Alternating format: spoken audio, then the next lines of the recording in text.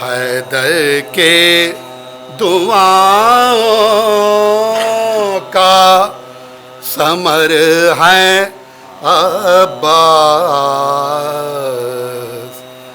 حیدر کے دعاؤں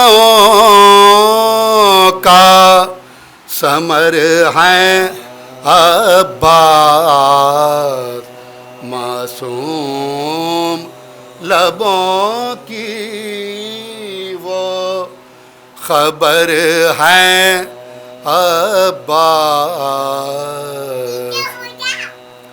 بیٹا جسے اپنا کہیں ام الحسنین،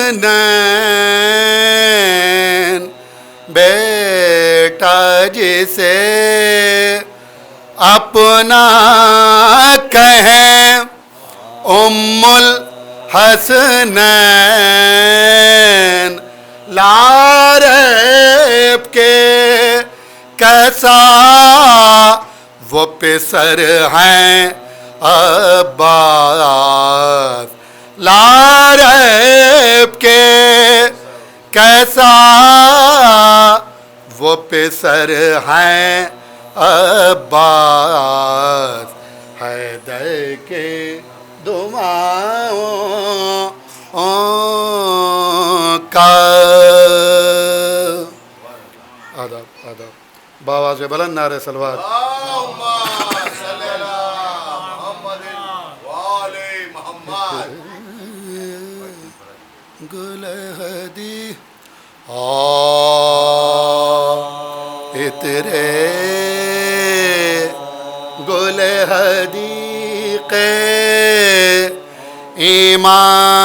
امام حسین ہیں، اترے گل حدیق امام حسین ہیں، تازی ہو جس سے روح وہ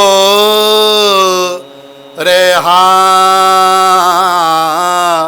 حسین ہیں، زانو نبی کا رحل ہے، قرآن حسین ہیں، پانی ملانا جس کو وہ مہمان حسین ہیں، پانی ملانا جس کو وہ مہمان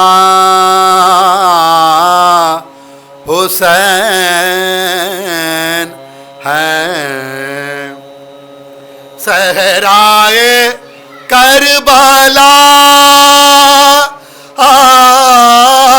میں ہوا کیا بری چلی، فاقہ تھا تیسرا کے گلے پر چھری چلی، صحرائے کربلا میں ہوا کیا بری چلی، ہر فاقہ تھا تیسرا کے گلے پر چھری چلی، اترے گلے حدیق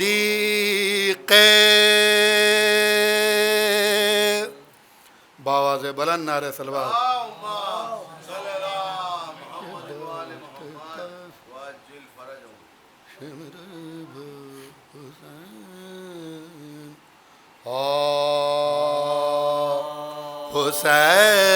حسین جب کہ چلے بعد دوپہر کو نہ تھا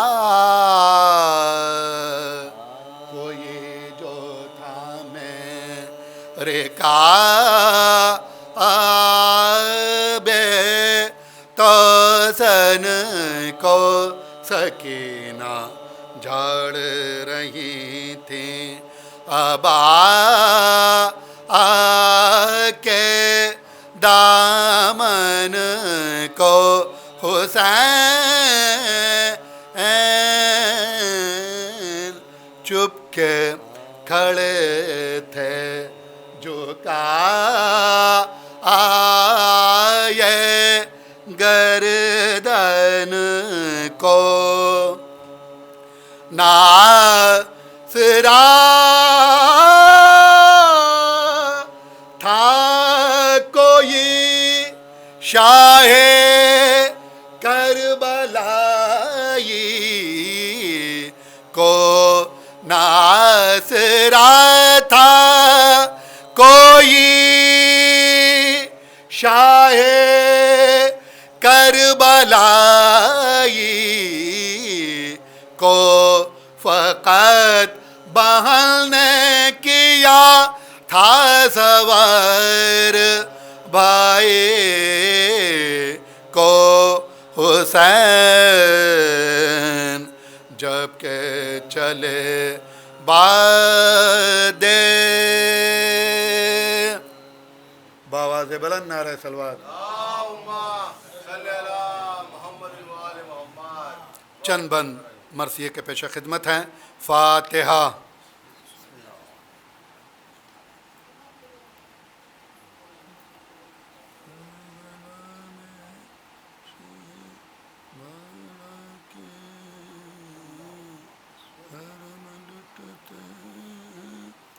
جب آئی شام کی بستی میں ننگ سر زینب، جب آئی شام کی بستی میں ننگ سر زینب، اسیر و مضطر و بیتاب نوحہ گر زینب، منہ اپنا بالوں سے ڈھانپے تھی اونٹوں پر زینب، یہ رو رو کہتی تھی ہر دم با چشم و تر زینب، یہ رو رو کہتی تھی ہر دم با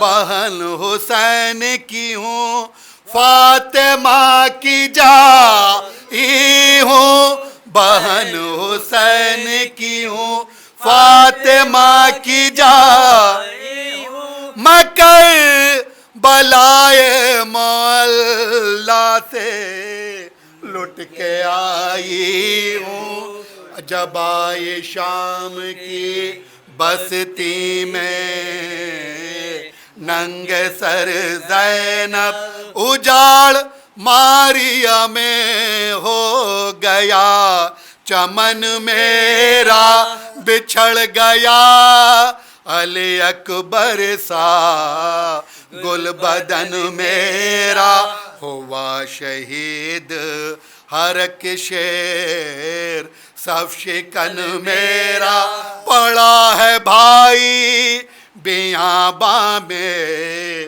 بے کفن میرا پڑا ہے بھائی بیابان میں بے کفن میرا، نبی کی آل کو اہل جفا نے لوٹ لیا، نبی کی آل کو اہل جفا نے لوٹ لیا، ہماری کھیتی کو رن میں قضا نے لوٹ لیا، جب آئے شام کی بستی میں ننگ سر زینب، ہمارے بھائی کو میں ماں بلا کے مارا ہے علی کے لال کا خنجر سے سر اتارا ہے، ہر ایک شہید جفا تشنا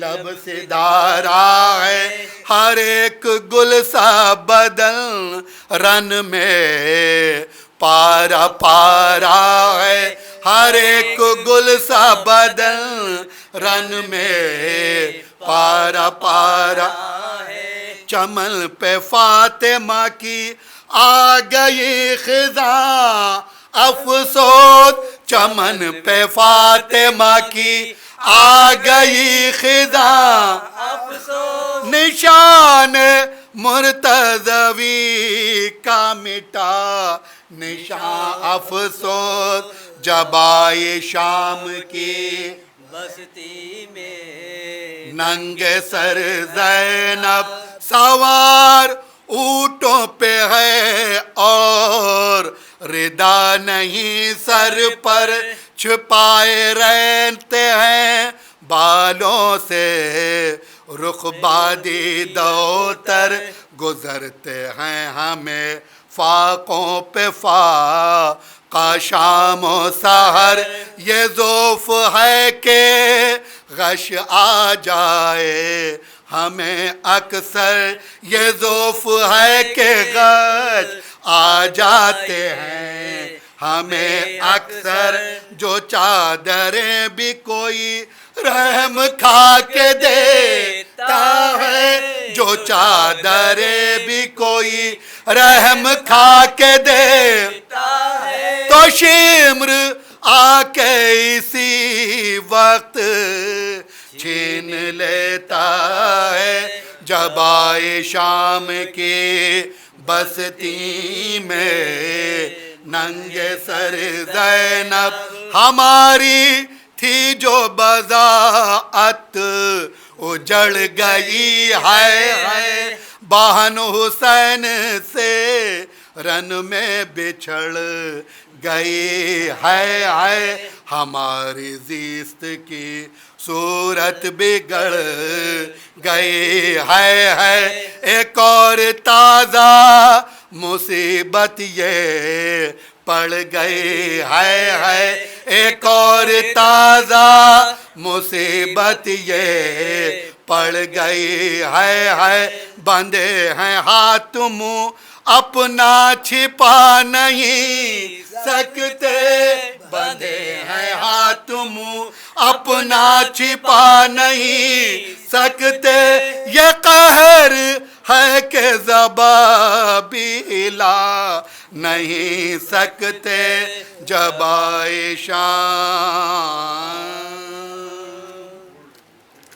وابستہ ہیں، نجمہ دیکھیے گا ڈاکٹر صاحب دیکھیے گا، وابستہ ہیں ہم لوگ در آل نبی سے، وابستہ ہیں ہم لوگ در آل نبی سے، اور جنت میں بھی جائیں گے اسی بارہ دری سے، جنت میں بھی جائیں گے اسی بارہ دری سے، اور مشکل میں مدد ہم نہیں لیتے ہیں کسی سے، مشکل میں مدد ہم نہیں لیتے ہیں کسی سے، اور بگڑی کو بنا لیتے ہیں بس ناد علی سے، بگڑی کو بنا لیتے ہیں بس ناد علی سے۔ اور محمد زمان علیہ السلام کے حوالے سے ایک پتہ سماعت فرمائیے آپ لوگ کہ ہم اپنی جان تمہیں پر نثار کرتے ہیں، ہم اپنی جان تمہیں پر نثار کرتے ہیں، اور کسے بتائیں تمہیں کتنا پیار کرتے ہیں، کسے بتائیں تمہیں کتنا پیار کرتے ہیں، اور ہمیں یقین ہے وعدہ نبھاؤ گے ایک دن، ہمیں یقین ہے وعدہ نبھاؤ گے ایک دن، ارے یہی سبب ہے جو ہم انتظار کرتے ہیں، یہی سبب ہے جو ہم انتظار کرتے ہیں۔ ایک مطلع اور چند شعر اس کے بعد کہ ایک نعرہ صلوات کا سہارا دیں آپ لوگ۔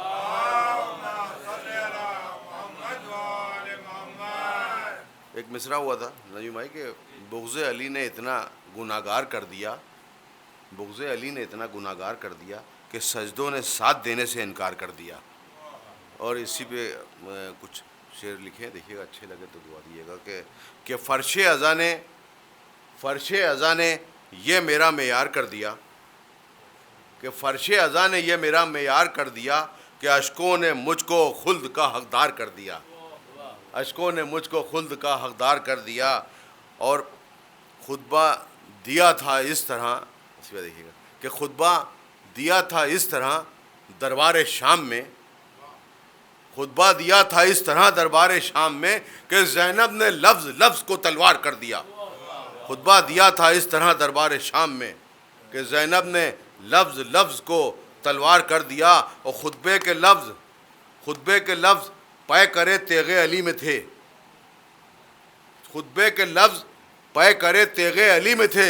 زینب نے قصر شام کو مسمار کر دیا، زینب نے قصر شام کو مسمار کر دیا، اور میری زباں سے ذکر علی رک نہ پائے گا، میری زباں سے ذکر علی رک نہ پائے گا، اپنا مزاج میس ہمیں تمار کر دیا، میری زباں سے ذکر علی رک نہ پائے گا، اپنا مزاج میس ہمیں تمار کر دیا۔ اور نوکے سنا سے شے کی تلاوت نے بارہا، نوکے سنا سے شے کی تلاوت نے بارہا، اور خنجر کی کوششوں کو بھی بیکار کر دیا، خنجر کی کوششوں کو بھی بیکار کر دیا۔ اور یہ بھی دیکھیے بطور خاص، دیکھیے یہ شعر دیکھیے نجیمہ آپ بھائی جناب، کہ فرش عزا بچھائی ہے، کہ فرش عزا بچھائی ہے دربار شام میں، بھائی بس آخری شعر ہے اس کے بعد جگہ لیں گے، کہ فرش عزا بچھائی ہے دربار شام میں، اور حاکم کو قیدیوں نے گرفتار کر دیا، بھائی فرش عزا بچھائی ہے، فرش عزا بچھائی ہے دربار شام میں، اور حاکم کو قیدیوں نے گرفتار کر دیا۔ اور اظہر علی کے در کا تصدق تو دیکھیے، اظہر علی کے در کا تصدق تو دیکھیے، ملک جنا کا مجھ کو زمیندار کر دیا، اظہر علی کے در کا تصدق تو دیکھیے کہ ملک جنا کا مجھ کو زمیندار کر دیا، اور فرش عزا نے یہ میرا معیار کر دیا کہ اشکوں نے مجھ کو خلد کا حقدار کر دیا۔ ایک نعرہ صلوات کے ساتھ جناب کا استقبال کریں آپ لوگ۔ آئیے اب جناب سے میں گزارش کروں گا مولانا کلبے جواز صاحب وہ آئیں اور اپنی تقریر سے سب کو، آئیے جناب ایک نعرہ صلوات کے ساتھ ان کا استقبال کریں آپ لوگ۔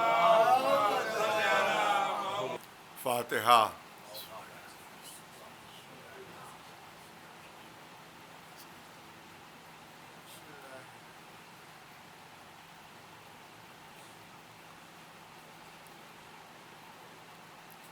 اعوذ باللہ السمیع العلیم من الشیطان اللعین الرجیم، بسم اللہ الرحمن الرحیم، الحمد للہ رب العالمین، والصلاة والسلام علی سید الانبیاء والمرسلین، سیدنا و نبینا و شفیع المذنبین ابی القاسم محمد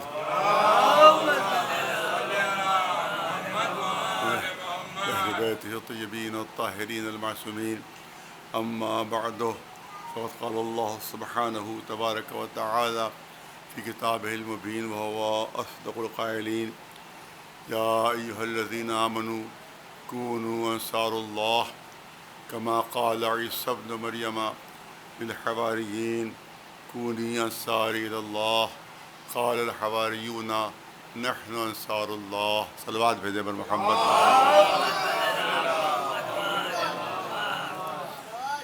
اس کے بعد 2 اور بجے سے مجھے پڑھنا ہے، 8:30 یہاں بجے بڑی مشکل منزل میرے لیے۔ یہ پہلے پروگرام ہوتا تھا کہ یہ آخر میں مجلس ہوتی تھی، میں یہاں حاضر ہوتا تھا، لیکن اب اصرار رہا اسلم آغا صاحب کا پہلے یہی ہو جائے، تو اب وہ اس پہ تاخیر ہے، اب دیکھیے کب وہاں پہنچنا ہوتا ہے۔ آیہ کریمہ عجب انداز سے شروع ہو رہی ہے اور قدرت اعلان فرما رہی ہے کہ یا ایھا الذین آمنو، اے صاحبان ایمان، اے ایمان لانے والو، اے مومنو۔ اس کے بعد ایک عجیب جملہ ہے کہ جو عام طور سے جو ایک فرقہ ہے اس کے عقائد کے بالکل خلاف ہے، اس کے عقائد کے بالکل الٹ ہے۔ یہ کیا جملہ ہے؟ کونوا انصار اللہ، اے مومنو اللہ کے مددگار بن جاؤ. عجیب غریب اعلان ہے. اللہ کے مددگار بن جاؤ. کون کہہ رہا ہے؟ اللہ کہہ رہا ہے. اللہ کہہ رہا ہے یا ایھا الذین آمنوا. رسول نہیں فرما رہے ہیں، اللہ کی طرف سے اعلان ہو رہا ہے اے صاحبان ایمان تم میرے مددگار بن جاؤ، میرے مددگار بن جاؤ. یا معاملہ الٹا ہے، یا کہا جاتا ہے کہ اللہ ہی سے مدد مانگو، اللہ کے علاوہ کسی اور سے مدد مانگی تو مشرک ہو. یا الٹا معاملہ ہے، خود اللہ ہم سے مدد مانگ رہا ہے. ایک صلوات پہ سے مدد ہے کہ نہیں؟ قرآن کی آیت پڑھ رہا ہوں، اگر ٹرانسلیشن میں غلط کر رہا ہوں تو بھائی آپ کسی اور عالم سے پوچھ لیجیے کہ میں نے ٹرانسلیشن صحیح نہیں کیا، میں نے کوئی غلط کر دیا. کون اللہ ہو رہا ہے یا ایھا الذین آمنوا کونوا انصار اللہ، اللہ کے مددگار بنو. اب کیسے مددگار بنو؟ اس کا طریقہ بھی قدرت آگے بتا رہی ہے. کما قال عیسی ابن مریم للحواریین، جیسا کہ جناب عیسیٰ نے، مریم کے بیٹے جناب عیسیٰ نے اپنے ساتھیوں سے کہا، اپنے اصحاب سے کہا، اپنے ماننے والوں سے کہا کہ کونوا انصاری الی اللہ، دیکھو تم میرے مددگار بنو، اللہ کی خاطر تم میرے مددگار بنو. جناب عیسیٰ کیا فرما رہے ہیں؟ میرے مددگار بن جاؤ، میرے مددگار بن جاؤ. اب جواب میں حواریوں کو کہنا چاہیے تھا، حواری یعنی جناب عیسیٰ کے ساتھی، ان کے ماننے والے. جواب میں حواریوں کو یہ کہنا چاہیے تھا کہ ہم آپ کے مددگار ہیں. یہی تو جناب عیسیٰ فرما رہے کہ میرے مددگار بنو، میرے مددگار بنو. تو جواب میں کہنا چاہیے تھا کہ ہم آپ کے مددگار ہیں، اے نبی ہم آپ کے مددگار ہیں، اے رسول ہم آپ کے مددگار ہیں، یہ کہنا چاہیے تھا. لیکن جواب میں کیا کہا انہوں نے کہ نحن انصار اللہ. قرآن مجید کی آیت پڑھنا ہو، کوئی حدیث نہیں تو کسی کو کوئی شک و شبہ کی گنجائش ہو. نحن، جناب عیسیٰ کیا فرما رہے؟ جناب عیسیٰ فرما رہے کہ میرے مددگار بن جاؤ، میرے مددگار بنو. تو اب جناب عیسیٰ کے جو حواریین ہیں بجائے اس کے یہ کہیں کہ ہم آپ کے مددگار ہیں، وہ کہہ رہے ہیں، جواب میں کہہ رہے ہیں کہ نحن انصار اللہ، ہم اللہ کے مددگار ہیں. پوری بھرپور بہت اہم آیت کریمہ، جو ہر آیت قرآن کی اہم ہے لیکن ہمارے مسلک کے لحاظ سے انتہائی اہمیت کی حامل کہ انہوں نے کہا کہ ہماری مددگار بنو. تو جناب عیسیٰ کے حوالے نے یہ نہیں کہا کہ ہم آپ کے مددگاروں کا اعلان کیا کہ نحن انصار اللہ، ہم اللہ کے مددگار ہیں. پہلے اعلان ہوا کہ میرے اللہ کی طرف سے اعلان ہوا کہ اللہ کے مددگار بنو. اس کے بعد مثالاً پیش کی گئی بات کہ جس طرح سے عیسیٰ نے اپنے ماننے والوں سے کہا کہ میرے مددگار بنو، انہوں نے جواب دیا. جواب بہت توجہ رہے سے رزلٹ جو نکلتا ہے آپ کے سامنے پیش کرنا ہے کہ جناب عیسیٰ نے فرمایا کہ میرے مددگار بنو. حواریوں نے کہا کہ نحن انصار اللہ، ہم اللہ کے مددگار ہیں. تو رزلٹ یہ نکلا کہ نبی کا مددگار صرف نبی کا مددگار نہیں ہوتا ہے، حقیقت میں اللہ کا مددگار ہوتا ہے. ایک صلوات بھیجو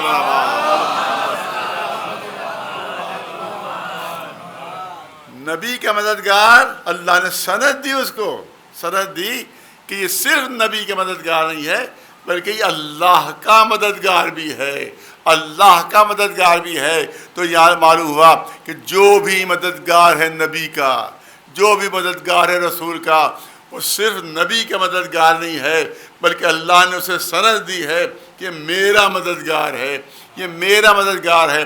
اور ایک جہاں قرآن نے صاف لفظوں میں کہا ہے، اللہ نے صاف لفظوں میں اعلان کیا ہے کہ ما کنت متخذ المضلین عضدا. بہت توجہ رہے، اللہ نے اعلان، یہاں کیا اعلان؟ کیا جو نبی کا مددگار ہے وہ اللہ کا مددگار ہے. اور ایک مقام پر قرآن میں اللہ نے اعلان فرمایا کہ میں کبھی گمراہوں کو اپنا مددگار نہیں بناتا، کبھی میں گمراہوں کو اپنا مددگار نہیں بناتا. نبی کا مددگار اللہ کا مددگار.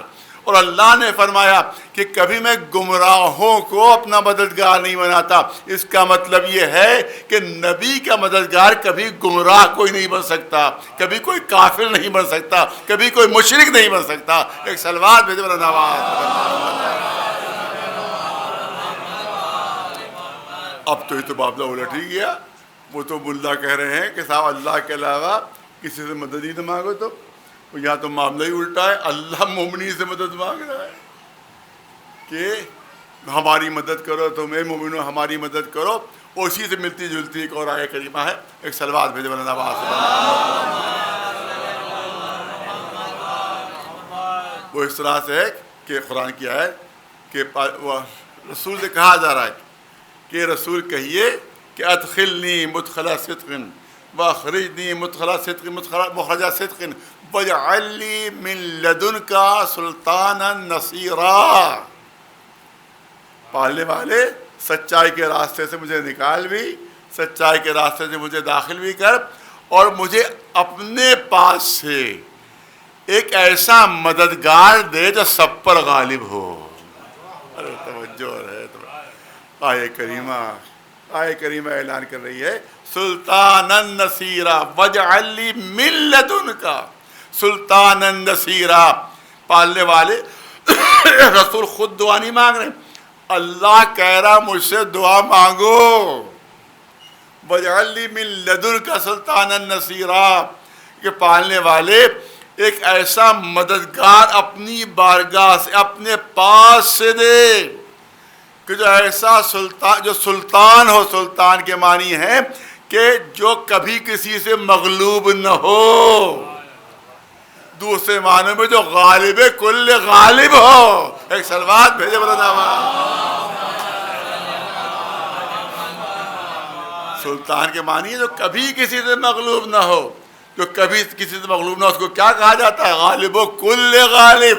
اب بتاؤ, یہاں پر حدیث گڑھی گئی کہ رسول اللہ چاہتے یہ تھے کہ ابو جہل جو ہے وہ مسلمان ہو جائے تاکہ مجھے بڑی طاقت مل جائے, یا ایک فلاں صاحب مسلمان ہو جائے تاکہ ہمیں بہت بڑی طاقت مل جائے. لیکن شرط کیا لگائی گئی ہے؟ ایسا مددگار جو کبھی مغلوب نہ ہو, جو ہر جگہ فاتح رہے, کبھی مفتون نہ ہو, جو کبھی میدان نہ چھوڑے, ہمیشہ میدان میں جمع رہے. تو وہ نہیں ہو سکتے, صرف وہی ہو سکتا ہے جو ہر میدان میں سیسا پلائی کی دیوار بنا ہوا ہے. ایک صلوات بھیجو بنا ہوا. تو اب یہاں کے اوپر قدرت خود کہلوا رہی ہے اللہ کے رسول سے. یہ نہیں کہا جا رہا کہ مدد کر دے. دیکھیے یہ بھی اس میں نزاکت ہے. اللہ سے یہ نہیں کہا کہ مدد کر دے, ہماری مدد کر دے. یہ کہا جاتا ہے کہ اللہ کے علاوہ کسی اور سے مدد نہ مانگو, اللہ کے علاوہ کسی اور سے مدد نہ مانگو. یا خود اللہ رسول سے کہلوا رہا ہے کہ پالنے والے ایک مددگار دے دے, ایک مددگار دے دے, اور ایسا مددگار جو غالب کل غالب ہو. تو جب علی رسول کی مدد کر رہے ہیں تو اگر ہم مدد کے لیے پکار رہے ہیں تو شرک کہاں سے ہو جائے گا. ایک صلوات بھیجو نواز, ایک صلوات بلند آواز. اور یہیں پر ایک مسئلہ اور بھی حل ہو جاتا ہے, اور مسئلہ یہ حل ہوتا ہے کہ صاحب کیا ضرورت تھی کہ علی کعبے میں پیدا ہوں تو رسول تو پیدا نہیں ہوئے. رسول اللہ کو پیدا ہونا چاہیے تھا کعبے میں, وہ تو اصل ہے. آپ کہتے ہیں علی کعبے میں پیدا ہوئے, علی کعبے پیدا. میں کہوں گا کہ یہ رسول کی دعا کو قبولیت کی سند دی جا رہی ہے. رسول نے دعا مانگی اپنے پاس سے دے, اسی لیے کسی اور گھر میں پیدا نہیں ہو رہے. اللہ اپنے گھر میں ان کو صلوات بھیجے محمد, اپنے گھر سے دے رہا ہے, کعبے سے دے رہا ہے. تو اب یہاں کے اوپر وہ بات جو آپ کے سامنے پیش کرنا ہے کہ اس کا مطلب یہ ہے کہ اللہ کبھی کوئی نبی کا مددگار, اللہ کا مددگار. دیکھیے 2-4 والی گفتگو ہے کہ نبی کا مددگار, اللہ کا مددگار. اور اللہ نے ارشاد فرمایا کہ میرا مددگار کبھی کوئی کافر, کوئی مشرک, کوئی گمراہ نہیں ہو سکتا. اس کا مطلب ہے کہ کبھی بھی نبی کا کوئی مددگار کوئی مشرک یا کافر نہیں ہو سکتا. اب یہ بتاؤ کہ ہمارے رسول کا سب سے بڑا مددگار کون ہے؟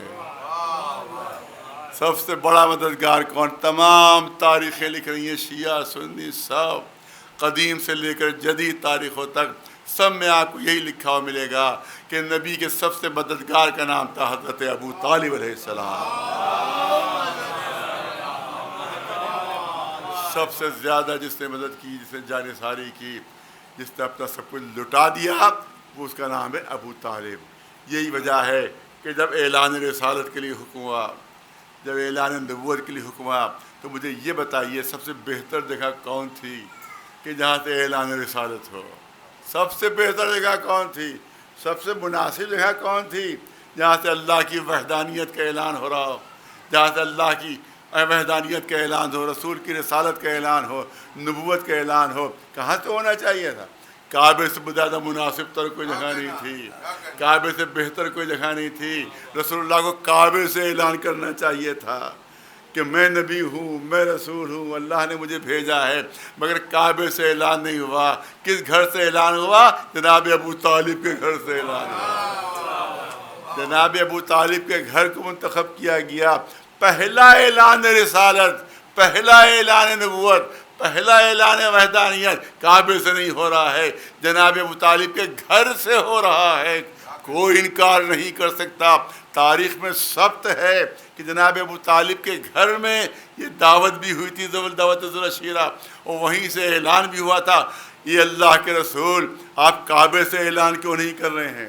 کعبے سے اعلان کیوں نہیں کر رہے ہیں؟ کہ کعبے سے کیسے اعلان ہو جائے؟ وہاں تو 365 بک پہلے ہی سے قبضہ جمائے ہوئے ہیں، وہاں تو 365 بت پہلے ہی سے قبضہ جمع ہوئے ہیں، وہاں سے وحدانیت کا اعلان کیسے ہو جائے؟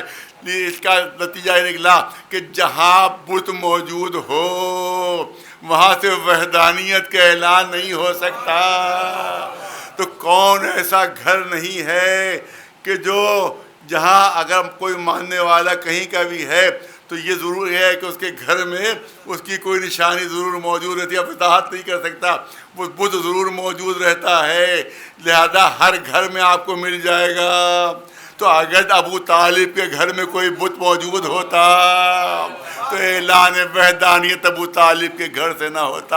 اس کا مطلب یہ ہے کہ وحدانیت کا اعلان اس کے گھر سے ہو رہا ہے جو اللہ کی وحدانیت کا قائل ہے۔ ایک صلوات بھیجو مولانا۔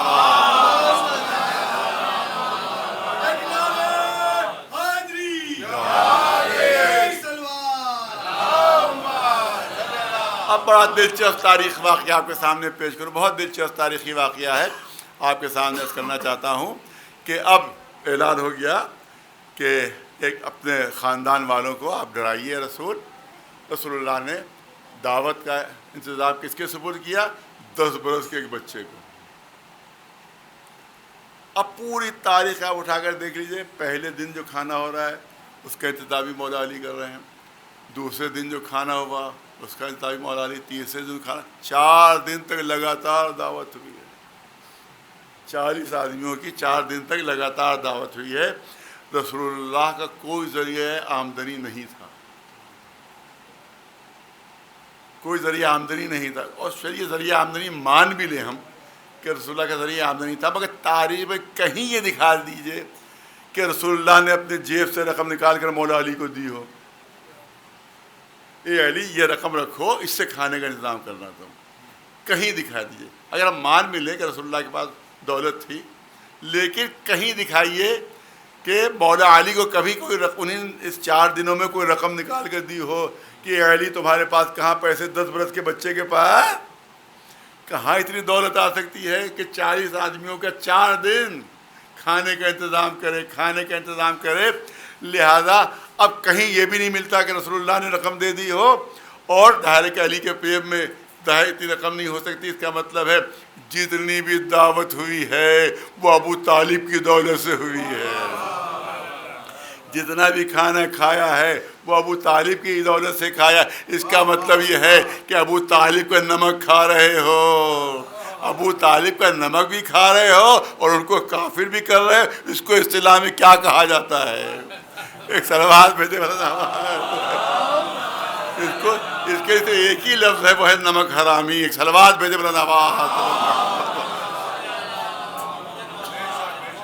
توجہ کرنا چاہتا ہوں کہ اب پہلے دن دعوت ہوئی، پیٹ بھر کے کھایا، اور روایت میں ہے کہ صرف ایک ایسا اتنا کھانا تھا کہ ایک آدمی کا پیٹ بھر کے کھا لے. رسول اللہ نے اس میں اپنا لعاب دہن ڈالا, اس میں اتنی برکت پیدا ہوئی کہ 40 آدمیوں نے کھا لیا. لعاب دہن ڈالا رسول اللہ نے. اب سارے مشرک دیکھ رہے تھے, آئے تھے وہ مشرک ہی تھے, کوئی تو مسلمان نہیں تھا. سارے مشرک دیکھ رہے تھے, سارے کافر دیکھ رہے تھے. رسول اپنا لعاب دہن, اب ظاہر کو اس کو میں عام فہم لفظ میں استعمال نہیں کر سکتا رسول اللہ کے لیے, یہی ہم لوگ کہتے ہیں کہ اپنا لعاب دہن اس کھانے میں ڈالا رسول اللہ کو. اتنی برکت ہوئی کہ سب نے پیٹ بھر کر کھانا کھایا, اور کھانا اتنا ہی تھا, پھر بچا رہا اتنا ہی کا اتنا. یہ رسول اللہ کے لعاب دہن کی برکت تھی. اب مشرکوں نے اس چیز کو یاد کر لیا کہ دیکھیے رسول تھوک کر دے رہے ہیں. میں تو سمجھتا یہ انہی کی نسل ہے جو ہم پر الزام لگاتی ہے کہ ان کیا کھانا نہ کھانا, یہ تھوک کر دیتے ہیں. ایک سلوات بھیجے بلند آواز تو پر محمد, ایک سلوات بلند آواز تو پر محمد. یہ ہے عوام میں کیا خوات بھی یاد ہے کہ ان کیا کھانا نہ کھانا, یہ تھوک کر دیا کرتے ہیں. تو یہ وہ رسول اللہ کی بات ان کو یاد تھی جو آج تک چلی آ رہی ہے. ایک سوال بھیجے. اب سنیے, زیادہ وقت نہیں کیونکہ ابھی 2 بجے حاضری دینا ہے, کہ اب کھانا سب نے پیٹ بھر کے کھایا. اب اس وقت روایت کہتی کہ رسول اللہ اٹھے اور کچھ کہنا چاہا. لیکن تاریخ میں یہی ہے کہ کچھ کہنا, اس سے پہلے کہ رسول کچھ کہیں, اس سے پہلے کہ رسول کچھ کہہ دے, کہ لفظوں پوری توجہ رہے, اس سے پہلے کہ رسول کچھ کہیں ایک دم سے ابو لہب کھڑا ہو گیا. دیکھو ان کی بات نہ سننا, ان کی بات نہ سننا, یہ تمہیں گمراہ کر دیں گے. اب ظاہر ہے کہ ابو لہب بہت ہی زبردست تھا, سردار عرب تھا, اس کی بات ٹالنے کی ہمت کسی میں نہیں تھی. جب پورا مجمع اٹھ گیا, پورا مجمع, اب جو ابو لہب نے کہا چلو چلو ان کی بات نہ سننا, یہ تمہیں بہکا دے, پورا مجمع اٹھ گیا. اب دوسرے دن پھر دعوت تھی تو پھر آئے. دعوت چیز ہی ایسی ہے بھائی کہ دوسرے دن پھر آئے, پھر پیٹ بھر کے کھانا کھایا. پھر دیکھیے ان لفظوں میں توجہ رہے کہ رسول اللہ نے اٹھ کر کچھ کہنا چاہا, مگر اس سے پہلے کہ رسول کچھ کہے پھر ابو لہب کھڑا ہوتا ہے کہ دیکھو ان کی بات نہ سننا, یہ تمہیں گمراہ کر دیں گے, تمہیں گمراہ کر دیں گے. دوسرا دن, پھر تیسرا دن, اس یہی بالکل سیم, یہی بالکل کہ جب پورا پیٹ بھر کے کھانا کھا لیا, اس وقت جب رسول اللہ نے کچھ کہنا چاہا پھر ابو لہب اٹھ کھڑا ہوتا ہے کہ ان کی بات نہ سننا, یہ تمہیں بہکا دیں گے, تمہیں بہکا دیں گے. یہاں پہ سب سے بڑا سوال یہ ہے کہ ابھی تو رسول نے کچھ کہا ہی نہیں. بہت سمجھدار مجمع, باذوق مجمع میرے سامنے ہے, انشاءاللہ بات ضائع نہیں ہوئی جو میں کہنا چاہتا ہوں کہ ابھی تو رسول نے کچھ کہا ہی نہیں. بھائی جب کچھ کہیں تبھی تو کہہ سکتا تھا وہ کہ بھائی ان کی بات نہ سننا, ان کی بات نہ سنو, ان کی بات تو بہکار ہے, تمہیں تو گمراہ کر رہے ہیں تمہیں. اس سے پہلے کہ کچھ کہیں ابو لہب کھڑے ہو کر کہہ دیتا تھا کہ دیکھو ان کی بات نہ سننا ہے, تمہیں گمراہ کر دیں گے. ارے ابھی تو رسول نے کچھ کہا ہی نہیں, کچھ کہا ہی نہیں. کہنے سے پہلے سمجھ گیا کہ رسول کیا کہنا چاہتے ہیں. ہم کو تاریخ میں 2 ہی ایسے سمجھدار ملے ہیں. ارے نہیں, بہت توجہ چاہوں گا. ہم کو تاریخ میں 2 ہی ایسے سمجھدار ملے ہیں. یہاں ابو لہب ہے جو کہنے سے پہلے سمجھ گیا کہ رسول کیا کہنا چاہتے ہیں, اور وقت آخر ایک اور صاحب ہے جو لکھنے سے پہلے سمجھ گئے, جو لکھنے سے پہلے سمجھ گئے کہ کیا لکھنا چاہتے ہیں. وہاں بولنے نہیں دے رہا ہے, یا لکھنے نہیں دے رہے ہیں. ایک سلوات بھیجے بلند آواز.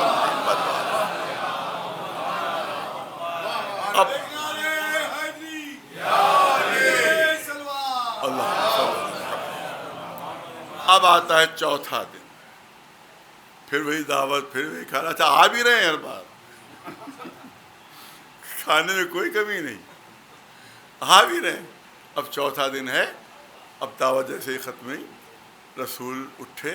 اب ابو لہب نے کچھ اٹھ کر کہنا چاہا تو اب ایک شخصیت اب آگے آتی ہے اور ڈپٹ کے ابو لہب سے کہا اسکت یا عور ایک کانے خاموش ہو جا.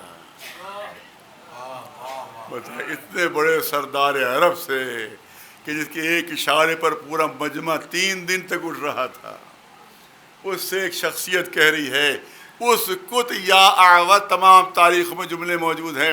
اسکت یا عور ایک کانے خاموش ہو جاؤ. کانا تھا ابو لہب, کانا تھا. ایک کانے خاموش ہو جا. انت و ہذا.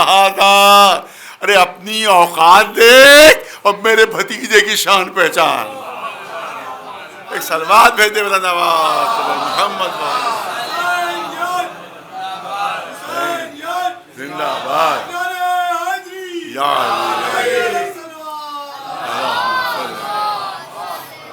انت و ہذا. ارے اپنی اوقات دیکھ اور میرے بھتیجے کی شان پہچان.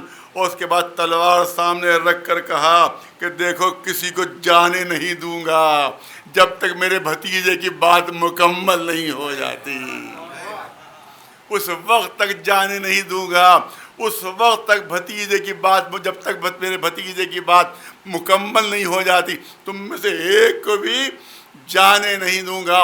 پھر رسول اللہ کو خطاب کرتے ہوئے کہا, دیکھیے کہا جاتا ہے کہ چچا کی حیثیت سے بھتیجے سے بہت محبت کرتے تھے, اسی لیے جانثاری تھی, اسی لیے فداکاری تھی.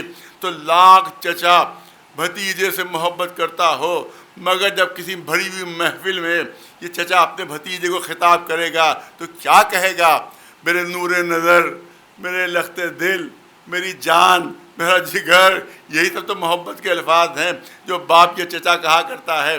تو یہاں کے بعد ابو طالب کو یہی کہنا چاہیے تھا, اے نور نظر اٹھیے, اے میرے لخت دل اٹھیے اور اپنی بات کہیے. یہ جملے تاریخ میں نہیں ہیں بلکہ جناب ابو طالب نے چچا ہوتے ہوئے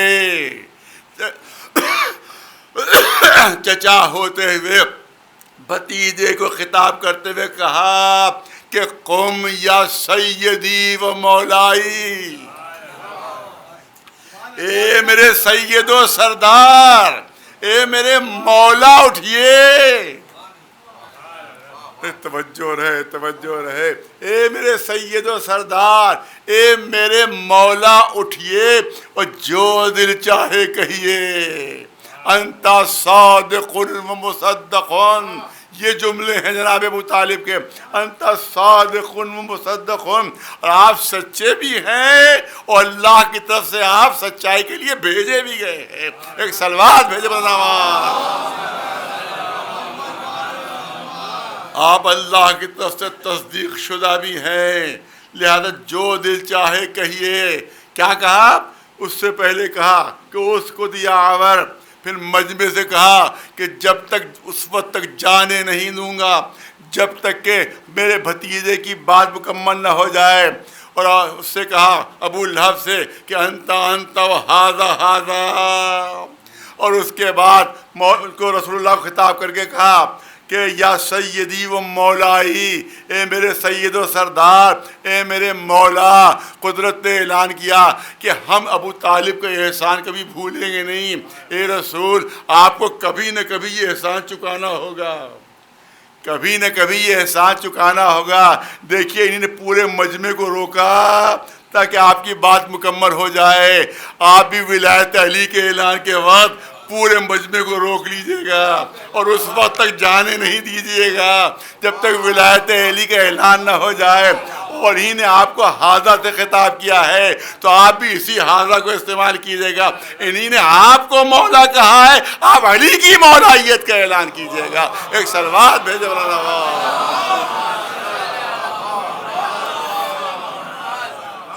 من کنت مولا ہو فہذا علی مولا. سلوات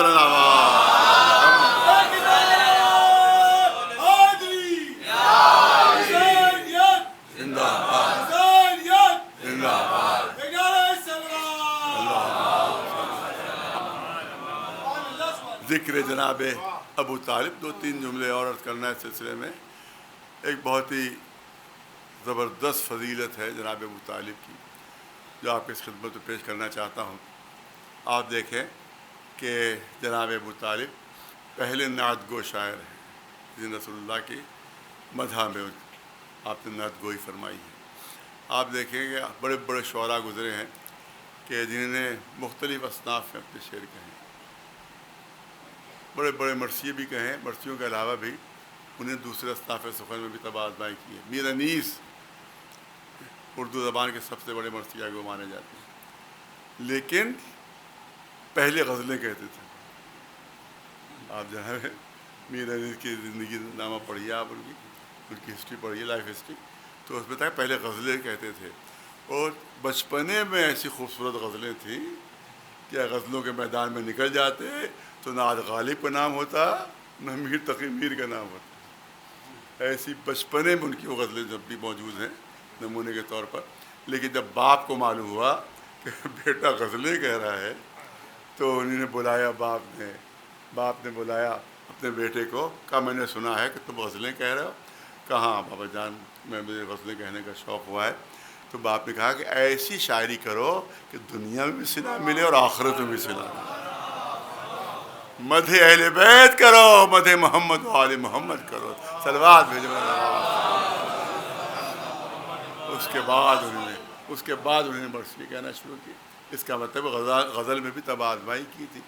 آپ دیکھیں جوش کے مرثیے مشہور ہیں، لیکن اسی کے ساتھ ان کی نظمیں بھی ہیں، اسی کے ساتھ ان کی غزلیں بھی ہیں۔ اسی طرح تمام شعراء کو آپ دیکھ لیجیے کہ انہوں نے ہر سن میں طبع آزمائی کی، ساتھ ہی ساتھ مدح اہل بیت بھی ہے، ساتھ ہی ساتھ اس کے مرثیے بھی ہیں۔ لیکن جناب ابو طالب اس شاعر کا نام ہے جس نے سوائے مدح رسول اللہ کے ایک مصرع بھی نہیں کہا، سوائے مدح رسول اللہ کو، نعت محمدیہ کے ایک مصرع بھی کبھی کسی اور موضوع پر نہیں کہا۔ عجیب چیز آپ کے سامنے آپ کی خدمت میں کرنا چاہتا ہوں۔ آج جب جناب ابو طالب کا دیوان مدون کیا گیا، میرے پاس وہ دیوان جناب ابو طالب موجود ہے، تو اس میں اشعار کی تعداد جو ہے وہ 3333۔ جناب ابو طالب نے جو مدح رسول اللہ میں، نعت محمدیہ میں جو اشعار نظم کیے ہیں، ان کی تعداد ہے 3333۔ یاد رکھیے گا، 3333۔ اور قرآن مجید میں آیتیں کتنی ہیں؟ 6666، جو مشہور قول ہے 6666۔ قرآن کی آیتیں ہیں 6666۔ جناب ابو طالب نے مدح رسول اللہ میں جو اشعار فرمائے ہیں وہ ہیں 3333، وہ ہیں 6666 آیتیں۔ مدح رسول اللہ میں جو اشعار ہیں وہ ہیں 3333 اشعار ہیں، 3333، اور ہر شعر میں 2 مصرے ہوتے ہیں، آپ کو معلوم ہے۔ ہر شعر میں 2 مصرے ہوتے ہیں، تو جب 3333 اشعار ہے تو مصرے کتنے ہوئے؟ مصرے ہوئے 6666۔ یہ ہے مرتبہ ابو طالب، یہ ہے شرف ابو طالب کہ جتنے اشعار، جتنے مصرے جناب ابو طالب نے مدح رسول اللہ میں آپ نے فرمائے، اتنی ہی تعداد میں اللہ نے قرآن میں آیتیں اتار دی ہیں۔ ایک صلوات بھیجے مولانا۔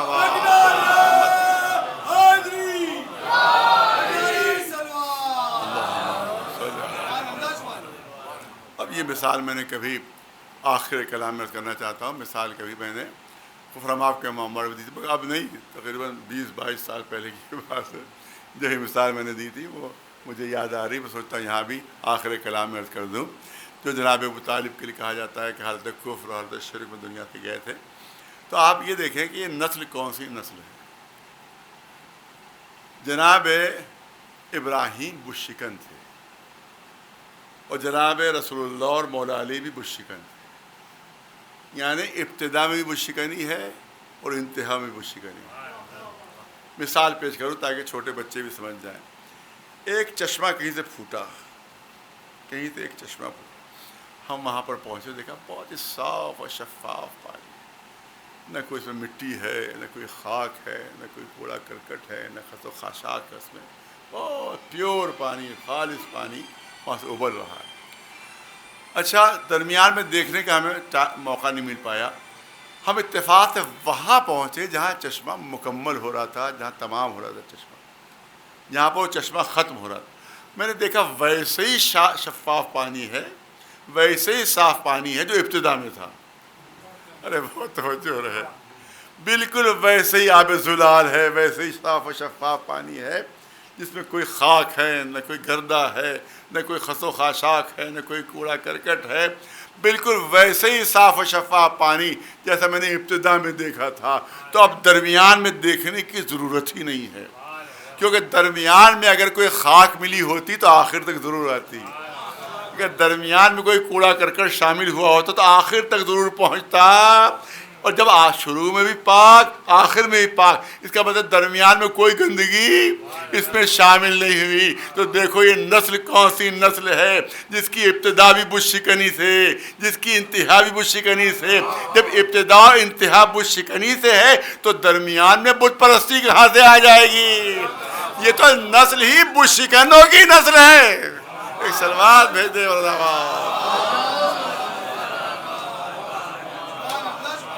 یہ ہیں جناب ابو طالب، انہی نے اسلام کے لیے اپنا سب کچھ قربان کیا، اور انہی کی اولاد نے۔ مولا علی نے سب میدان چھوڑ کر نکل جاتے تھے، صرف ایک سپر سینہ سپر رہتا تھا جس کے رگوں میں ابو طالب کا خون دوڑ رہا، وہ سینہ سپر، وہ سینہ سپر۔ اسی طرح سے جب اسلام پر وقت پڑا تو کبھی امام حسن نے قربانی پیش کر، کبھی کربلا کے میدان میں امام حسین نے اپنی قربانی پیش کر دی، اور جو کچھ تھا وہ سب کچھ راہ اسلام میں نچھاور کر دیا۔ تصور کیجئے جو چھوٹے چھوٹے بچوں کی لاشیں لا رہے ہیں اسلام، تو حسین کے دل کا کیا حال ہوتا ہوگا۔ میں نے ایک بزرگ کی بات ہے جو میں بھی کبھی کبھی نقل کیا کرتا ہوں، اور وہ یہ ہے کہ آپ دیکھیں قرآن مجید میں کہ جب بھی کسی نبی کا امتحان لیا گیا، جب بھی کسی نبی کا امتحان لیا گیا، قرآن گواہی دے رہا ہے کہ آخر میں وہ نبی کہنے پر مجبور ہو گیا کہ بس پالنے والے بس، اس سے زیادہ امتحان نہ لے، اس سے زیادہ میں امتحان نہیں دے سکتا، اس سے زیادہ صبر کی قوت نہیں، اس سے زیادہ صبر کی طاقت ہم میں نہیں ہے۔ قرآن گواہ ہے، جناب نوح، جناب ایوب، جناب ابراہیم، جناب موسیٰ، کوئی ایسا آپ کو نہیں ملے گا کہ جس کی زبان سے کوئی ایسا جملہ نہ نکلا ہو کہ پالنے والے اب امتحان نہ لے، اس سے زیادہ میں امتحان نہیں دے سکتا۔ تو یہ انبیاء کا مرتبہ ہے، یہ انبیاء ہیں کہ جو ایک موقع پر یہ کہنے پر مجبور ہوئے جا رہے ہیں کہ بس پالنے والے بس، اس سے زیادہ امتحان نہ لے، یعنی امتحان دینے والا کہہ رہا ہے، لفظوں پر توجہ رہے، امتحان دینے والے کہہ رہے ہیں کہ بس پالنے والے بس، اس سے زیادہ امتحان نہ لے۔ لیکن کربلا میں جو حسین نے امتحان دینا شروع کیا تو اب یہاں بالکل معاملہ برعکس ہے، یہاں امتحان لینے والا حسین سے کہہ رہا تھا بس حسین بس، اس سے زیادہ امتحان نہ دو۔ علی اکبر کا لاشا لائے، قاسم کا لاشا لائے، پالنے والے اگر کوئی اور امتحان رہ گیا ہو تو یہ حسین حاضر ہے۔ اس باپ کے دل سے پوچھئے، یہی حسین ہے کہ جب حر اپنے بیٹے کا لاشا اٹھانے کے لیے چلے ہیں تو امام حسین نے حر کے بازو تھام لیے تھے، یہ حر کہیں بوڑھے باپ بھی جوان بیٹوں کی لاشوں پر جاتے، مگر یہی حسین لاش علی اکبر کے قریب کھڑے ہیں، لاش اٹھانا چاہیے مگر لاش اٹھ نہ سکی۔ قبر نے جواب دے دیا، چاروں طرف حسرت سے دیکھ رہے ہیں، کوئی مددگار مل جائے، کوئی نصرت کرنے والا مل جائے۔ جب کوئی نہیں ملا تو دیکھا کچھ چھوٹے چھوٹے بچے خیموں سے باہر نکل آئے ہیں۔ مولا نے اس تینی بچوں کو آواز دی، اے بنی ہاشم کے بچوں آؤ اور حسین کی مدد کرو۔ دیکھنے والوں نے منظر دیکھا کہ آ گیا چھوٹے چھوٹے بچے لاش علی اکبر لیے، پیچھے پیچھے حسین والی اکبر والی اکبر کہتے ہوئے بس آخری 2 جملے عزادارو. روایت کہتی ہے کہ علی اکبر اتنے حسین تھے، اتنے خوبصورت تھے، جب بازار میں نکل جاتے تھے تو لوگ اپنا کاروبار چھوڑ دیتے تھے، خرید و فروخت بند ہو جاتی تھی، خریدار رک کر حسن علی اکبر کی زیارت کرتے تھے، دکاندار اپنی خرید و فروخت چھوڑ کر علی اکبر کے حسن کی زیارت میں مصروف ہو جاتے تھے.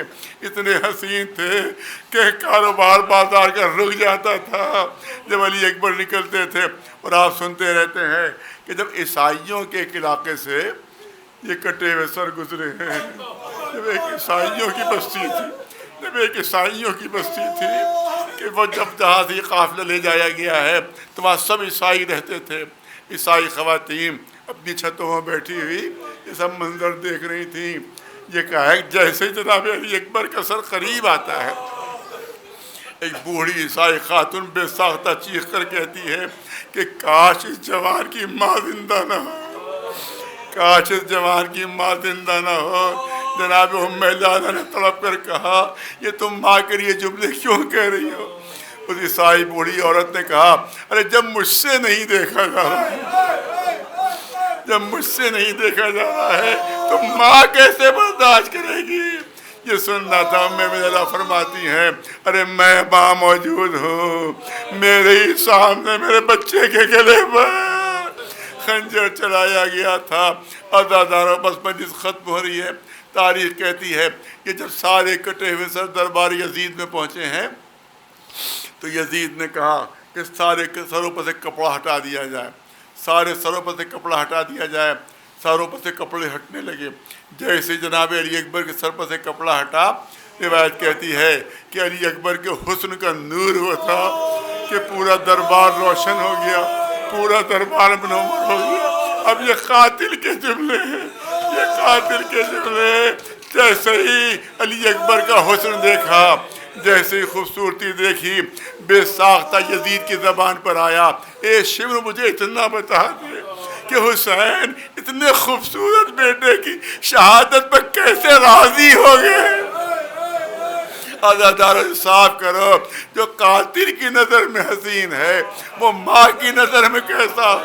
اسی لیے بعد شہادت علی اکبر روایت میں کہ ام لیلا بھی کبھی سائے میں نہیں بیٹھی. جب بھی کوئی کہتا تھا بی بی دھوپ بہت تیز ہے ذرا سائے میں چلی چلیے، ماں فریاد کرتی تھی میرا لاڈ علی اکبر 3 دن تک لاڈ دھوپ میں پڑی رہی، ماں سائے میں کیسے بیٹھ جائے. علی اکبر کی لاش لے کے گھر سَيَعْلَمُ الَّذِينَ ظَلَمُوا أَيَّ مُنقَلَبٍ يَنقَلِبُونَ أَلَا لَعْنَةُ اللَّهِ عَلَى الْقَوْمِ الظَّالِمِينَ. پالنے والے گزارش ہے کہ مرتبہ سورہ رحم اور 3 مرتبہ سورہ توحید تلاوت فرما کر اس گھر کے جو مرحومین ہیں ان کی روح کو صلاح ثواب فرما دے. جتنے بھی حاضرین مجلس ہیں ان کے جتنے بھی مرحومین ہیں ان کی روحوں کو صلاح ثواب فرما دیں. اسی طرح سے جملہ مومن المومنات جو دنیا سے رخصت ہو چکے ہیں ان سب کے روحوں کے صلاح ثواب کے لیے 1 مرتبہ سورہ الحمد اور 3 مرتبہ سورہ اخلاص کی تلاوت فرما کر اس سارے ثواب فرما.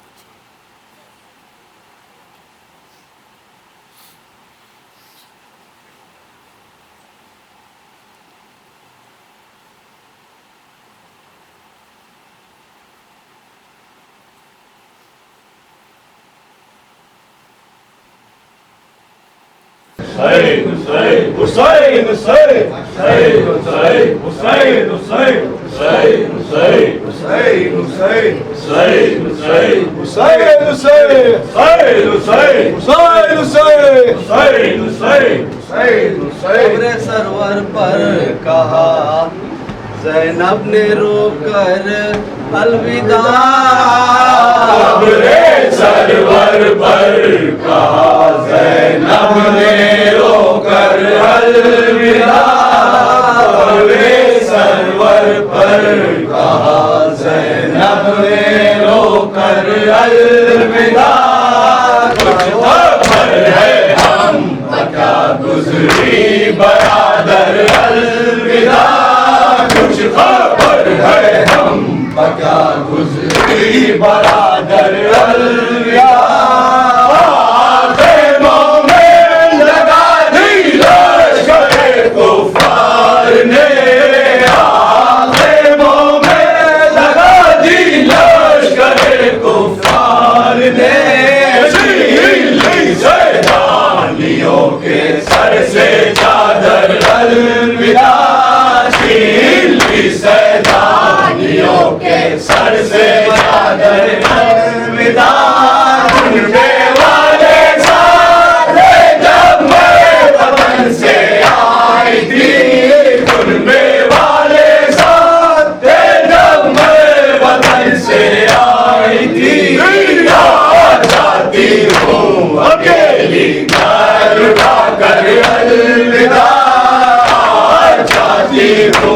اکیلی گا کر الوداع بیزادہ مارے سکینہ کو تماشے شمر نے بیزادہ مارے سکینہ کو تماشے شمر نے لے لیے معصوم کے کانوں سے گوہر الوداع لے لیے معصوم کے کانوں سے گوہر الوداع نیند کیسی آئی ہے سویا کرو گے کافلا نیند کیسی آئی ہے سویا کرو گے کافلا جو ڈوبی جاتی ہے اٹھو میرے اکبر الوداع جو ڈوبی جاتی ہے اٹھو میرے اکبر الوداع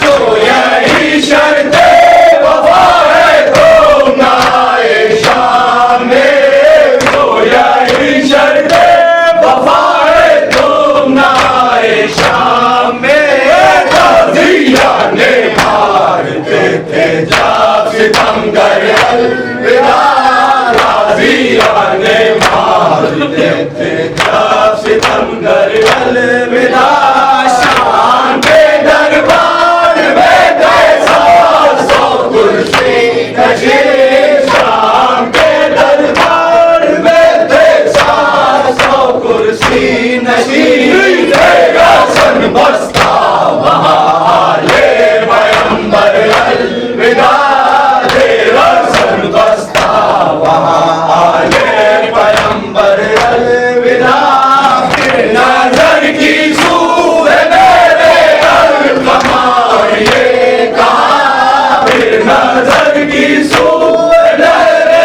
القمار یہ کہا میرے غیرتدار ثانی جعفر الوداع میرے غیرتدار ثانی جعفر الوداع کی بہت امید ہے عباس بھائی میرا کی بہت امید ہے عباس بھائی میرا میں نہ جاؤں گی کبھی کوفے کھلے سر الوداع میں نہ جاؤں گی کبھی کوفے کھلے سر الوداع حسین حسین حسین حسین حسین